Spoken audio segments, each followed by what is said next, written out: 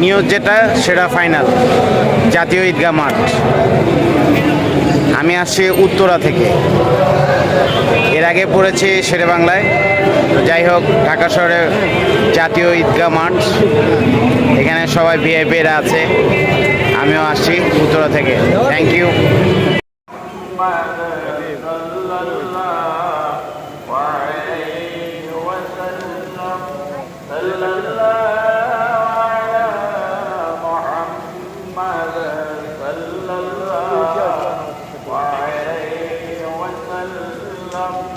يا صاحب الجمال ويا سيد البشر من وجهك المنير لقد نظر القمر صلى الله على محمد صلى الله عليه وسلم صلى الله على محمد صلى الله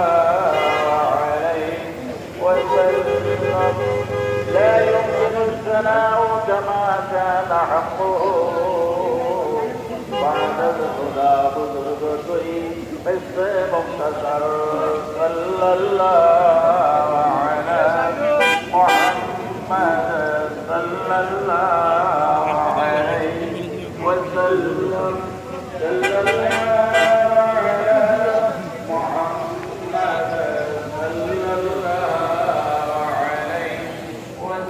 الله اللهم صل وسلم وبارك عليه সকলে বলি আলহামদুলিল্লাহ।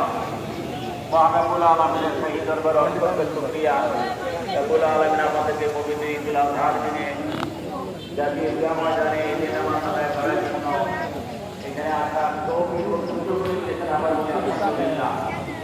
মহান হাজিরিন, আমরা সকলে জানি আমাদের মুসলমানদের দুইটি অত্যন্ত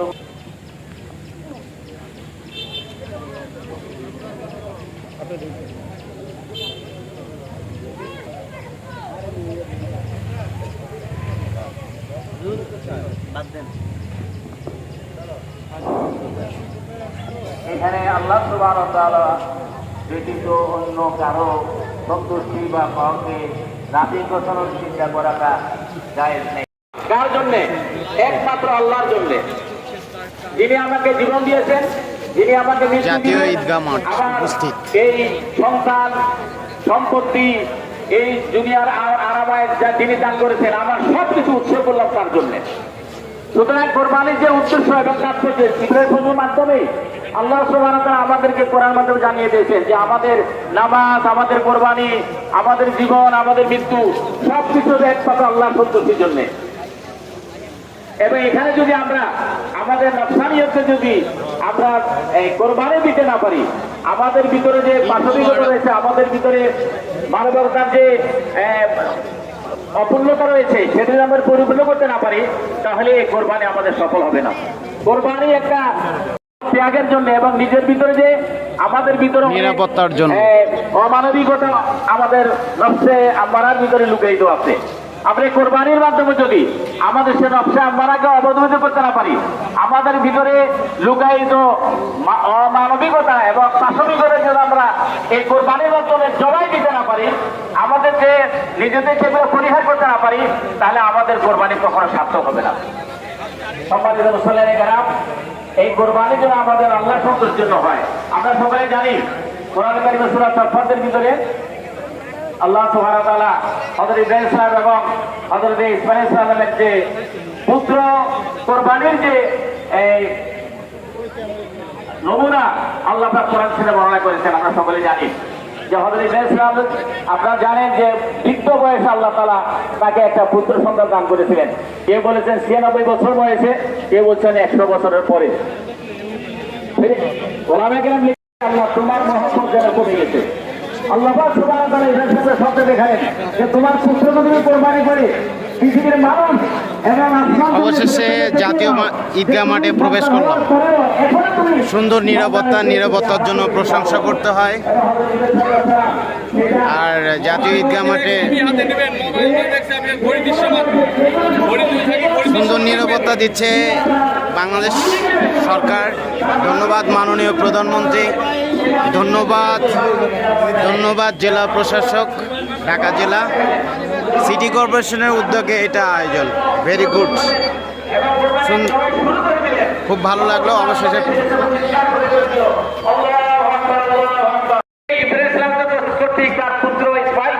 কোরবানি দেওয়ার মুহূর্তে জবাই হয়ে যাবে, ওই অল্প সময়ের ভিতরে জান্নাত থেকে একটা দুম্বা নিয়েছে, সাথে সাথে ইসমাইলের শরীরে দুম্বা বসিয়েছে জবাই ব্যবস্থাটা। আর আপনাকে জাতীয় ঈদগাহে ঈদের জামাত অনুষ্ঠিত হবে। মোহতারাম হাজিরিন, অনুষ্ঠানের এই পর্যায়ে পবিত্র মসজিদের সম্মানিত খতিব মুফতি মাওলানা মোহাম্মদ আব্দুল মালিক হাফিজাহুল্লাহ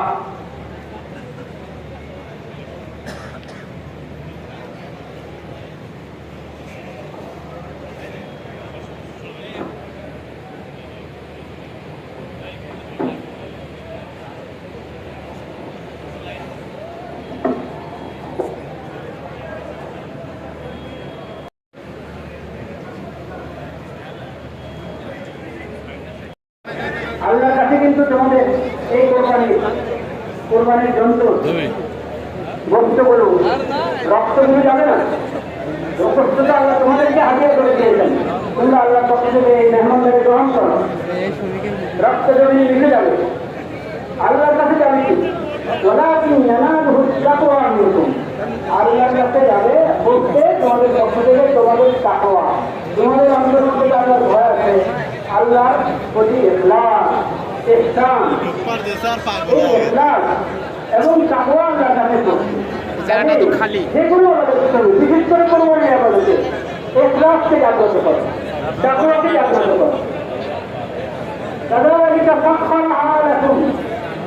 كذلك سخرها لكم لتكبروا الله على ما هداكم। আল্লাহ এখন প্রতিদিন নিয়ত ফজর নামাজ পড়ে যাবেন, ঈদুল আজহার নামাজের নিয়তে ঈদুল আজহার নামাজ পড়বো। আরেকটা হলো একটা বড় পার্থক্য যেটা, সেটা হলো তাকবীর, অতিরিক্ত কিছু তাকবীরে নামাজ আছে। প্রথমে তাকবীরে তাহরিমা হবে, তাকবীরে তাহরিমার পর থানা পড়া হবে, থানার পর হলো তাকবীর গুলো, তিনটা তাকবীর হবে। আল্লাহু আকবার বলবো, হাত উঠাবো, হাত ছেড়ে দিই, আবার আল্লাহ আকবার বলে হাত উঠাবো, হাত ছেড়ে দিই, তৃতীয়বার আল্লাহ আকবার বলে হাত উঠাবো, এরপর হাত টেনে ফেলবো। আউযু বিল্লাহি বিসমিল্লাহ পড়ে সূরা ফাতিহা দুই সাহেব পড়বেন। সূরা না ভিতরে বাইরে বাইরে ওই ক্যামেরা ধরেছে, দেখো ক্যামেরা ধরেছে, এই দিক দিয়ে যাবে না? না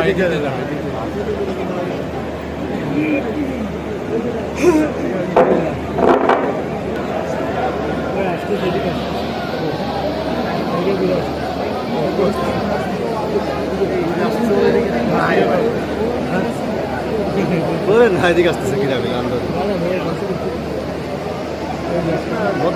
ভালো, অনেক ভদ্র, যথেষ্ট ভদ্র হলো। আরে লোকজনে করে এদিকে আসতেছে,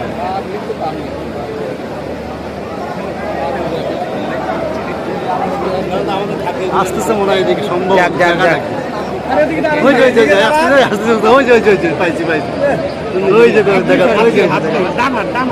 আমরা দেখবো ভাই, এই সর ক্যামেরা নিয়ে সরো, ক্যামেরা নিয়ে সরো, সুন্দর দেখাবো। এই আসতেছে, এই যে আরে একটা সাদা পাঞ্জাবি পরবো, উনি কি করিস? এই ক্লিয়ার দেন, ক্লিয়ার দেন। এই যাচ্ছে, আসবে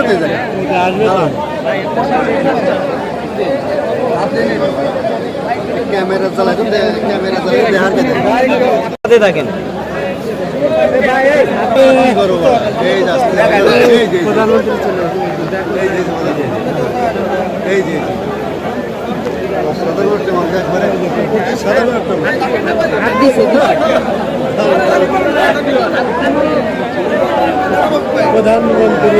মাননীয় প্রধানমন্ত্রী, আসসালামু আলাইকুম। ঈদ মোবারক, ঈদ মোবারক, ঈদ মোবারক।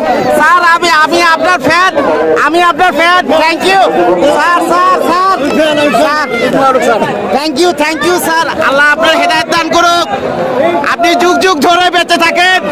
আমি উত্তরা থেকে আমি সার্থকতা পেয়েছি আপনার দেখা পেয়ে। আমাদের এটা ফার্স্ট টাইম আমাদের এখানে আসার, তো আমরা এসেছি, তো বাবার সাথে আসছি। বাবা সবসময় টাইম পায় না এখানে আসে, বলতে গেলে আসতেই পারে না। এই আমাদের ফার্স্ট টাইম আমরা আসছি। অনেক সুন্দর জায়গা, তো বাইরের জায়গা তো বলতে গেলে কিছুই না, অনেক সুন্দর আছে। বাইরের পিছনে রেনফল, এরপর হচ্ছে ভিতরে তো কথাই নাই, ভিতরে ঠান্ডা বাতাস, কোনো গরম নাই, ফাঁকা জায়গা। Good good. তো তুমি কেমন একটি বাংলাদেশ দেখতে চাও? আমার একটা সুন্দর দেখে একটা বাংলাদেশ, যারা বাংলাদেশ ডেভেলপ। Thank you. কেমন লাগছে? তুমি সুন্দর বলতে পারো, তুমি সুন্দর বলতে পারো।